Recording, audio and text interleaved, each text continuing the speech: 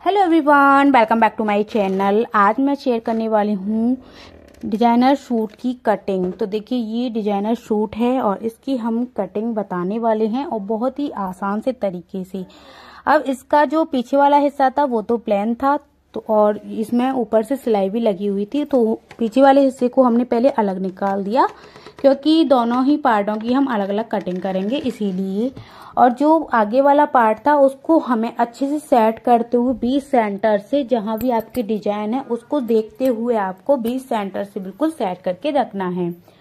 अब हमने उसको तो रख दिया। अब चलिए मेजरमेंट आप लोग को बता देते हैं। लंबाई टोटल है 42 इंच की, शोल्डर है 15 इंच का, आर्मोल 18 इंच का, गला है इसका आगे का 6 इंच का, पीछे का 4 इंच का। बाजू जितनी लंबी निकलेंगी उतनी लंबी रखूंगी और इसकी गोलाई है बाजू की 10 इंच की। कमर है 33.5 इंच की और हिप्स है 41 इंच की और जो चेस्ट है वो है 40 इंच की। अब हमने नाप तो ले लिया। अब इसका जो शोल्डर है वो है 15 इंच का, तो 15 का आधा हो जाएगा 7.5 इंच। तो 7.5 में से हम आधा इंच कम कर देंगे क्योंकि थोड़ा सा ओपन गला है पीछे का, मतलब कि 4 इंच का है। अगर ज्यादा ओपन होता तो हमें शोल्डर और भी कम लेना होता, तो ज्यादा ओपन नहीं है, थोड़ा सा ओपन है, तो इसीलिए हमने 7 इंच का शोल्डर ले लिया है। तो जैसा हमारा गला ओपन होता है उसी के अकॉर्डिंग हमें शोल्डर भी लेना होता है। अब देखिए, वहां से भी मैंने 7 इंच का निशान लगा दिया और मतलब तीनों तरफ से मैंने 7-7 इंच का ये निशान लगा के एक डिब्बा सा ये आर्मोल वाला बना दिया।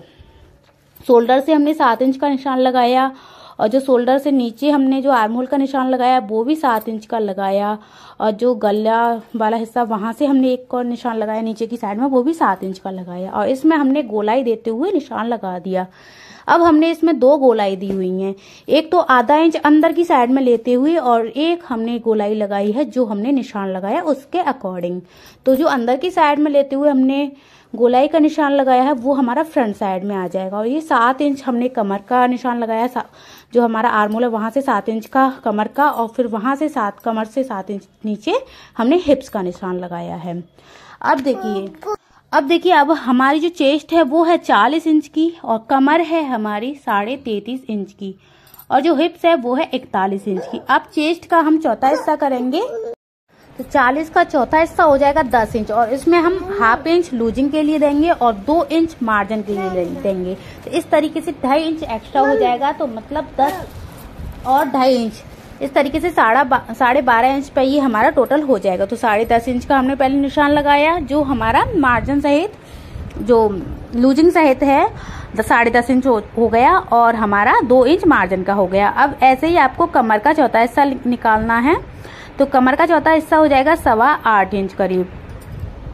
तो कमर पे हमें थोड़ा सा ज्यादा ही लूजिंग देना होता है क्योंकि फिर हम जब भी पहनते हैं ना तो वो अच्छे से सेट नहीं होता है और नीचे नहीं खिसकता, तो इसीलिए आपको कमर पे थोड़ा सा पौना इंच सा लूजिंग देना है और ऐसे ही आपको हिप्स पे भी आधा इंच का लूजिंग देना है। और देखिए 2-2 इंच मैंने मार्जिन रखते हुए इस तरीके से निशान लगा देनी है। और आपको कपड़े का भी हिसाब देखना होता है क्योंकि ये जो कपड़ा है ना वो थोड़ा सा हार्ड वाला कपड़ा है, तो इसको पहनने में भी फिर अगर आप फिटिंग का रख देते हो ना बिल्कुल, तो इसको पहनने में बड़ी दिक्कत होती है।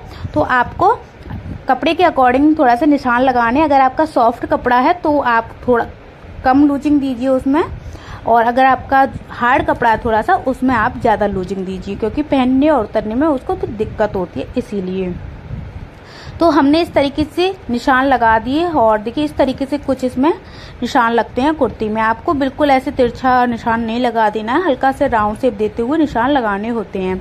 अब चलिए इसकी जो लंबाई है वो मैं देख लेती हूँ। लंबाई हमारी जो थी टोटल वो थी 42 इंच की, तो 42 में 1 इंच करीब नीचे चला जाएगा और आधा इंच करीब ऊपर चला जाएगा। लेकिन ये जो कुर्ती की लंबाई थी पहले ही मतलब तो 44 इंच थी, तो मैंने फिर इतना ही रहने दिया, इसको कट नहीं किया। अब इसका जो गला है उसको हम देखिए कट करेंगे। इसका जो गला है वो 6.5 इंच का मैं आगे से रखने वाली हूँ। इसकी शोल्डर की बेड़त में रखने वाली हूँ, गले की बेड़त 2.5 इंच की। तो देखिए ऊपर से और नीचे से बराबर नापते हुए मैं इसमें गले की चौड़ाई का निशान लगा दूंगी। अगर आप गले की चौड़ाई थोड़ी सी और ज्यादा करना चाहते हो तो ज्यादा भी थोड़ी सी कर सकते हो। तो ये मैंने 2.5 इंच का गले की बढ़त का निशान लगाया और 6 इंच लंबा लिया। इसमें मैंने राउंड शेप दे दिया। आप इसमें कोई भी शेप दे सकते हैं, जो भी आप इसमें शेप देना चाहो। तो अब ये जो हिप वाला निशान है हमारा, उसको आपको नापना है टोटल, मतलब जो हमने मार्जिन सहित लिया है ना, वहां तक आपको नापना है। और जो नीचे कुर्ती का जो लेंथ है हमारी, वहां पे आपको उसी निशान को लगा देना है। और निशान लगाने के बाद में, उतना ही निशान लगाने के बाद में सीधी लाइन ड्रॉ कर देनी है। अगर आपको थोड़ा सा नीचे से घेर ज्यादा करना है तो आप थोड़ा सा नीचे से घेर ज्यादा ले सकते हो। अब ये हमारी इस तरीके से कुर्ती की कटिंग हो चुकी है। तो अभी हमने फ्रंट वाला हिस्सा जो है बैक वाले आर्म होल के हिसाब से ही कट किया है। और जब हम इसको बैक वाले हिस्से को भी कट कर लेंगे, फिर फ्रंट वाले हिस्से में से आर्म होल का जो हमने आधा इंच पीछे से निशान लगाया था, उसको हम बाद में कट कर देंगे। अभी आप लोग को समझ में आ जाएगा कि क्या कहना चाह रही हूँ मैं, किस तरीके से कहना चाह रही हूँ मैं। अब हमने बैक वाले पार्ट को डबल फोल्ड करके रख लिया और ऊपर से हमने अच्छे से सेट करते हुए फ्रंट वाले पार्ट को रख दिया। और इसी के अकॉर्डिंग हम पूरी कुर्ती को कटिंग कर देंगे। तो इसीलिए हमने आर्म होल को पहले फ्रंट वाले हिस्से से नहीं काटा था, ताकि हमारी जो कुर्ती है वो बिल्कुल परफेक्ट कटे। तो हमने इसको कट कर दिया। अब इसका गले की जो चौड़ाई है, पहले आपको शोल्डर की चौड़ाई का निशान लगा लेना है और फिर आपको गला भी इसमें से कट कर देना है। तो मैं इसमें से रखने वाली हूँ 4 इंच का गला और 4 इंच का, देखिए यहाँ से मैं चौड़ाई जितनी भी आपको रखनी है, 2 इंच, 2.5 इंच, 3 इंच के, उतनी आप चौड़ाई रखते हुए कटिंग कर देना। तो ये हमने कटिंग कर दी है। अब चलिए, बैक वाले पार्ट तो हमारे फाइनल हो चुका है बिल्कुल। अब हम ले लेते हैं फिर से फ्रंट वाले पार्ट को। तो इस वाली गोलाई की मैं बात कर रही थी। इस वाली गोलाई को हमें हमेशा बाद में कटिंग करनी चाहिए, अगर आप पहले ही रख के कटिंग करने वाले हो तो। नहीं तो कभी कभी क्या होता है कि गलती से उसी के बराबर से कट हो जाता है, इसीलिए। तो हमारे फ्रंट और बैक वाले हिस्से की कटिंग हो चुकी है। अब चलिए बाजू की भी कटिंग कर लेते हैं। तो बाजू की जो चौड़ाई हमने चार्लर फोल्ड करके रख ली है, 9.5 इंच ली है। यहाँ से मैंने 3.5 इंच का निशान लगाया और नीचे से भी 3.5 इंच का ये निशान लगाया। अब जो बाजू की गोलाई है वो है 10 इंच की, 5 इंच पर निशान लगाया, 2 इंच का मैंने मार्जिन लेते हुए 7 इंच पर निशान लगाया। अब जो 3.5 और 3.5 इंच का मैंने इस तरीके से जो निशान लगाया था ना, उसको आपको इस तरीके से राउंड शेप दे देना है और नीचे से भी आपको इस तरीके से शेप देना है। नहीं तो यहाँ पे झोल सी बन जाती है अगर आप नीचे की साइड में शेप नहीं देते हो तो। और चलिए, अब आपको लंबाई देख लेनी है। लंबाई आपको जितनी बाजू की रखनी है उतनी आप रख सकते हो। तो मेरी जो बाजू की लंबाई जितनी निकली है उतनी ही मैं रखने वाली हूँ, क्योंकि ज्यादा इसमें कपड़ा निकला ही नहीं है, तो ज्यादा मैं रख दूं इसीलिए। तो जितनी लंबाई थी उतनी मैंने ले ली है और इसको मैंने निशान लगा दिए हैं। अब चलिए इसकी हम कटिंग कर लेते हैं।